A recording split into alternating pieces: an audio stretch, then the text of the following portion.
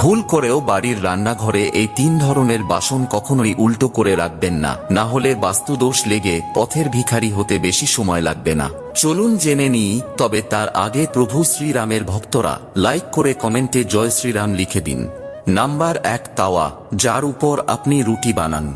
অনেক বাড়িতেই রুটি বানানোর পর এই তাওয়া বা চাটুকে উল্টো করে রেখে দেওয়া হয়, তবে জেনে নিন ঘরে পণ্যের ত্রুটি এবং দারিদ্রতা আসার এটি একটি অন্যতম বড় কারণ হয়ে দাঁড়াতে পারে। তাই সব সময় গরম তাওয়া সোজাভাবে দাঁড় করিয়েই রাখা উচিত। Number 2, pressure cooker. একটি প্রেসার কুকারকে সব সময় তার ঢাকনা বন্ধ করে কোথাও বসিয়ে অথবা ঢাকনা খোলা অবস্থায় কোথাও ঝুলিয়ে রাখাই উচিত। উল্টো অথবা উপর করে প্রেসার কুকার রাখলে তা বাস্তু ত্রুটি এবং বাড়িতে অর্থ সংক্রান্ত সমস্যা বয়ে আনে।